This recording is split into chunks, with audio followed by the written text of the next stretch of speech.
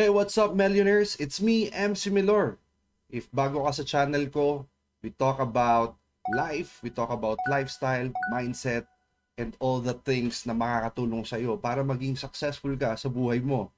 And today, we will talk about the 12 productivity habits na nakatulong sa akin na i-share ko sa iyo kung paano magiging successful sa buhay. So let's get into it. Habit number 1, be grateful. Kailangan matuto tayong mapagpasalamat o maging mapagpasalamat. Be thankful for your blessings and never doubt your struggles. Alam mo kasi maraming tao, kapag may pangit na nangyari sa buhay nila, iniisip na kagad nila na hindi sila pinagpala. But let me tell you this, do not ask why it happened. Just be thankful for the strength it gave you. Kasi lahat ng nangyayari sa buhay natin, meron niyang purpose. Ibig sabihin, kung meron kang hirap na pinagdadaanan ngayon, blessing yan in disguise. Kasi you become a better person the moment na malagpasan mo yung struggle na yan. And in fact, sa Thessalonians 5:16-18, it says there, rejoice always, pray continually, give thanks in all circumstances. Hindi sinabing happy circumstances, hindi sinabing mga joyful circumstances, hindi sinabi na blessed circumstances lang. Kumbaga, in all circumstances, whether maganda o hindi, let's be thankful, for this is God's will for you in Christ Jesus. Alam mo, nakakatawa mang isipin, pero ang tinitignan kasi natin every time na grateful tayo is the condition of our heart. Parang ganito yan. Halimbawa, ikaw, magulang ka, nangingi yung anak mo ng 5 piso, binigyan mo ng piso, at sinabi niya, ano ba yan? Piso lang?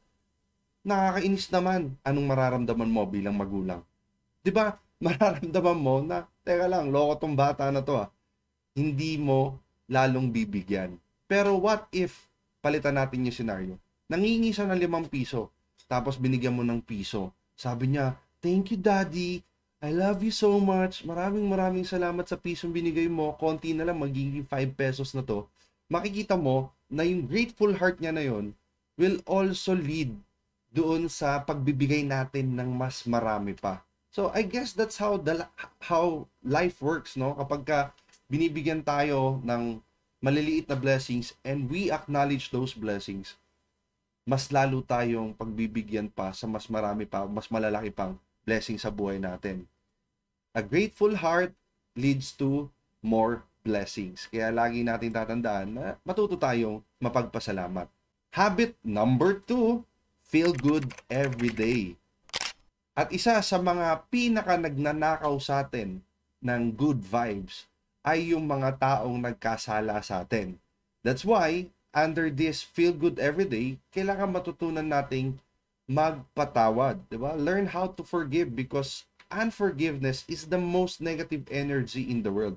And alam nyo ba, na kapag negative yung energy mo, you also attract negative things to happen in your life. Pero kung negative yung nangyayari sa buhay mo at you can still feel good about it, ibig sabihin, you have hope, you have faith, you love what's happening, magugulat ka na kahit pangit yung nangyayari sa'yo, nagiging maganda yung resulta sa buhay mo. Kailangan matuto tayong mag-move on agad. Diba? Move on din pag may time. Kasi mahirapan tayo pag hindi. It's a poison. No? Yung bad energy o yung negative energy, poison yan sa atin. Kaya kailangan alisin natin yan. Okay? So you want to become successful? Move on din pag may time. Habit number 3 is you should respect time. Kung gusto mong respetuhin ang oras mo, respetuhin mo yung oras din ng iba. Alam mo, nakakalungkot sa ating mga Filipino kasi meron tayong concept ng Filipino time. Kailangan baguhin na natin yon. When we say Filipino time, it is on time. Hindi yung Filipino time late ng 1 oras. Kasi collectively iniisip natin, alas 8 sinabi, naku, alas 9 pa magsisimula yan. Naku, alas 9 pa sila magdadatingan. So if everybody would think that way, talagang alas 9 mag-i-start. Pero, kung sinabi alas 8, tapos everybody would think the same way na 8 o'clock talaga mag-i-start yung appointment na yun, everybody would come in early. Meron nga akong rule pagdating sa oras. Alam nyo kung ano? If you come on time, you are already late. Ibig sabihin, kailangan earlier ka dun sa oras na napagkasunduan. Bakit? Having respect for your own time will assure respect for other person's time. And the moment na nagbigay tayo ng respeto sa oras natin at sa oras ng iba, mas magiging productive tayo.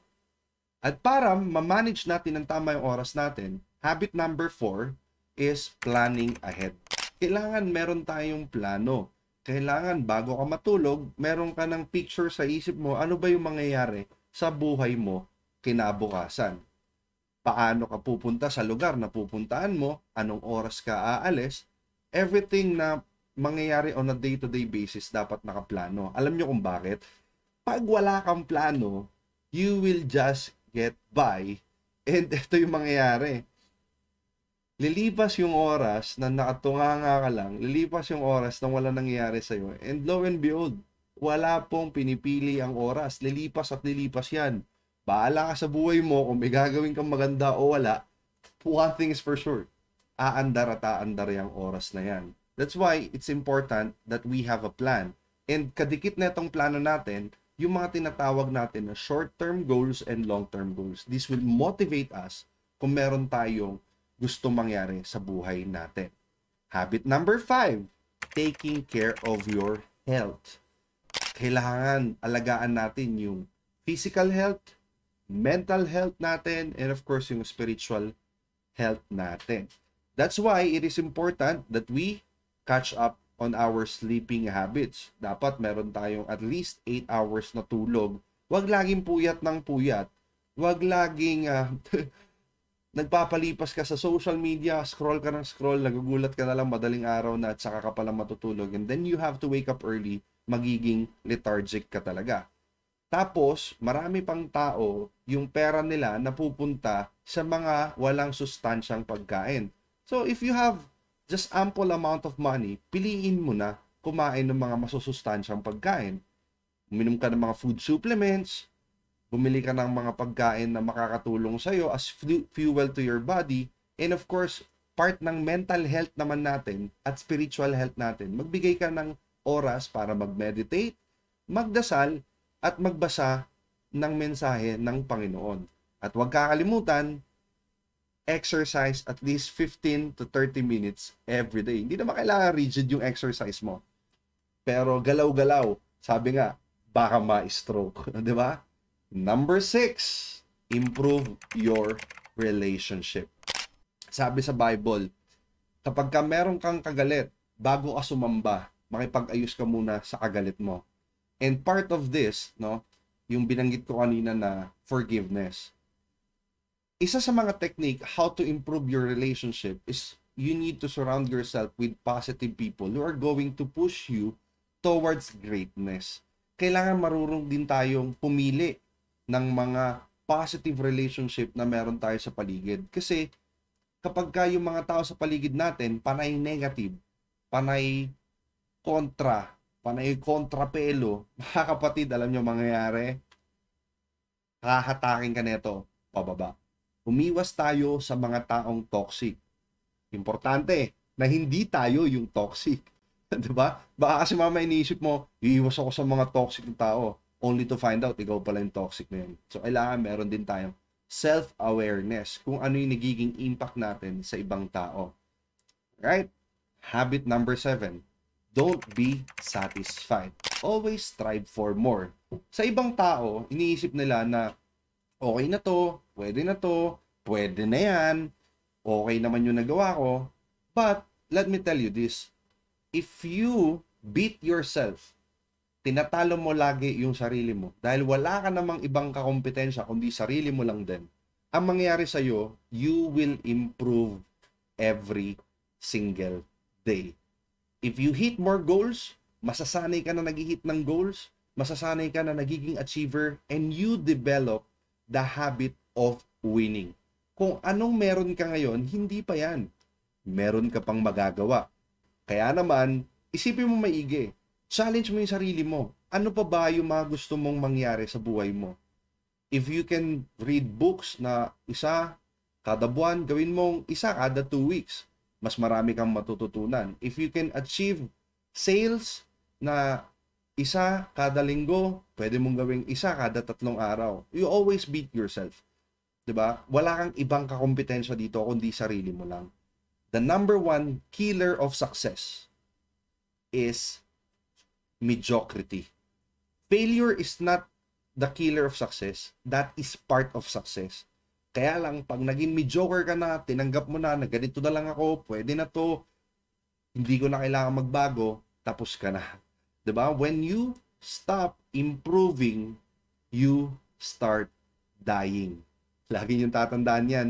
Kaya importante na hindi tayo nasasatisfy sa mga bagay na na-achieve natin. But, don't get confused ha. You don't need to be satisfied, pero dapat grateful yung puso natin. 'Di ba? Let's thank the Lord for the things that we have right now. Pero let's ask for the Lord din ng guidance kung ano pa yung pwede nating marating sa buhay. Yung iba kasi napagpapalit yun eh. Do not ask for more. Huwag ka na matuto tayong makontento, masatisfy tayo. Ayaw ni Lord ng ganun. Gusto niya ilabas din natin yung talent natin, ilabas natin yung galing natin, ilabas natin yung potential na binigay niya sa atin. Kaya wag kang papayag na mananatili ka sa kung anong meron ka lang ngayon. Ulitin ko, don't be satisfied, always strive for more. Now, eto mahirap to, pero etong habit na to, pag na-practice mo, kahit anong ilagay mo sa isip mo, kaya mong ma-achieve. Ano to? Habit number 8, be passionate. Love and enjoy the process of your success. 'Di ba? Passion is energy. Passion, this is something that makes you feel the power that comes from focusing on what excites you. Kumbaga, maraming tao, every time na nakakaroon sila ng stumbling block, every time na nagkakaroon sila ng rejection o ng discouragement, hinaan na sila ng loob. Nawawala na sila ng gana. No! Kailangan, every time na merong rejection, every time na merong discouragement, lagi mong isaksak sa isipan mo na malapit mo nang makuha yung success. Parang ganito yan. May isang deck of cards. Hinahanap natin yung 4 na alas. Nabunot mo. 3. Tapon mo na. Be excited sa susunod na bunot mo.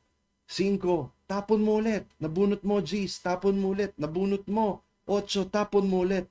Wag kang tatambay sa problema mo. Wag kang tatambay sa rejection o discouragement na naramdaman mo. Kasi eventually, you will lose passion. Mag-focus ka lagi dun sa papalapit na pagbunot mo nung alas mo. In short, ma-excite ka dahil malapit ka na doon sa success na inaasam-asam mo. Great leaders, yung courage na meron yung mga naging great leaders and successful people, it comes from their vision. Diba yung hindi pa nakikita ng iba, pero meron ka ng vision, nakikita mo na sa isipan mo, and dun lumalabas yung passion mo. You get the idea? Kaya again, be passionate.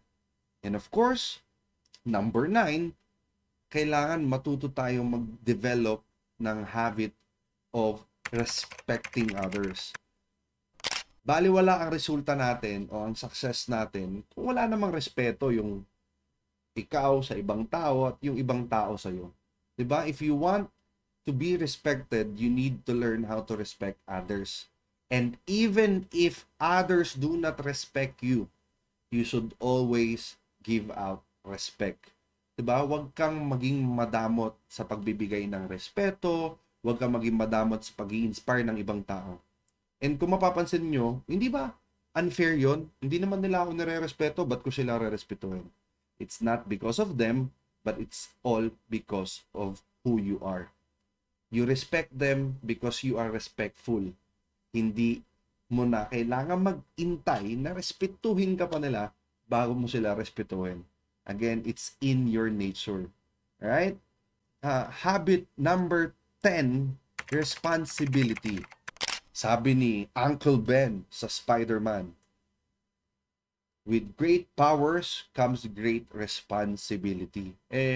Paano kung wala ka pang powers? Unahin mo na yung responsibility at magiging powerful ka.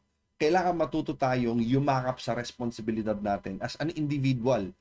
Ano yung mga basic responsibility natin? Yan yung i-improve yung sarili natin, matuto tayo everyday, continuous learning para sa continuous earning. Huwag kang papayag na wala kang natututunan sa araw-araw na lumilipas. And syempre, lagi niyong tatandaan, ang malaking resulta, meron niyang kaakibat na malaking responsibilidad. Kung bakit maraming tao, walang nangyayari sa buhay nila kasi inaayawan nila yung responsibilidad. 'Di ba? Owning big lots, owning multiple cars, traveling around the world, owning a lot of money entails a lot of responsibility. Anong gusto mo? Wala kang responsibilidad pero wala ka ring pera. Wala kang responsibilidad pero wala rin nangyayari sa'yo. Abay, parang mas gusto ko na yung isa. Na marami akong responsibilidad pero marami rin ako na-experience na magandang bagay sa buhay ko at para sa pamilya ko. Kaya lagi niyong tatandaan na let's all be responsible. Kung ano yung dapat mong gawin, gawin mo. Ba, huwag ka na magantay na utusan ka pa ng iba. Dahil unang-una sa lahat, hindi ka naman manggagawa o utusan. Ikaw ay isang tao on your way to success. And of course, number 11, ito yung habit na madalas nakakalimutan ng iba. Taking action. Baliwala ang lahat kung hindi ka kikilos. Baliwala lahat ng desisyon na naisip mo kung hindi mo inaksyonan. Parang nung nakaraan, tinanong ako ng uncle ko. Sabi ng uncle ko sa akin, MC, merong 3 ibon. Nag-decide lumipad yung isa, ilan yung natira? Sabi ko, 2. Kasi nag-decide nang umalis yung isa eh. Sabi niya, hindi. 3 pa rin. Sabi ko, paano naging 3? Umalis na nga isa. Sabi niya, hindi pa naman umalis eh. Nag-decide pa lang, hindi pa lumilipad. So, ganun din yung nangyayari sa maraming tao. Sinasabi nila, yayaman ako, magiging successful ako, babaguhin ko yung buhay ng pamilya ko. Kaya lang, ano nangyari? Hindi naman nila inaksyonan na natili lahat sa isip. Always remember this, from the mind, you will feel, you will act. Dapat masipag ka. Bawal ang tatamad-tamad. Wala pong umasenso at naging successful sa kahit anong larangan sa buhay na tatamad-tamad. Action changes things. And for the last habit na kailangan mong matutunan is to build a daily routine. Diba? Sabi nga ng mga research, it takes 21 days to create a habit and 90 days para dun sa habit na yon mag-stick sa'yo and eventually create a lifestyle. So you will never change your life until you change something you do daily. Yung mga maliliit na bagay na ginagawa natin, akala natin walang dating yun. Akala natin walang epekto yun. Pero magugulat tayo, eventually, may pagbabagong malaki na pala sa buhay natin. Naalala ko yung palabas na Karate Kid. Sa mga nakapanood ng Karate Kid, diba? Nag-training si Mr. Miyagi tsaka yung bata na lalaban ng karate. Ang ginawa, wax in, wax out. Wax in, wax out. Pinag-floor wax siya ng sahig. Sa sobrang inis niya, kasi araw-araw siyang pinagpo-floor wax. Imagine mo, araw-araw kang pag-floor wax in, wax out ka araw-araw. Hindi ka ba mabubuisit nun? So, etong bata, nabuisit. Pero nung nagreklamo na siya, bisit na siya, alam mo ginawa, inatake siya bigla ni Mr. Miyagi, yung master niya. Inatake siya, nagulat siya. Nadepensahan niya yung mga atake ni Mr. Miyagi. Yun yung naging epekto nung wax in, wax out na ginagawa niya every single day. Naging habit niya na. Na-build na sa kanya yung gawa o yung galaw na pang-depensa pala. Akala niya simpleng pagpa-floor wax lang. So, the same thing that's happening to us, no? Kapag ka nag-build tayo ng mga little routines natin everyday. For example, gumigising ka ng maaga, magugulat ka, humahaba yung oras mo para maging productive. Pag late ka na nagising, konti lang yung oras mo. So, do it every single day. Mas maraming araw na mahaba yung oras mo para maging productive. Kumpara doon sa iba na tutulog-tulog.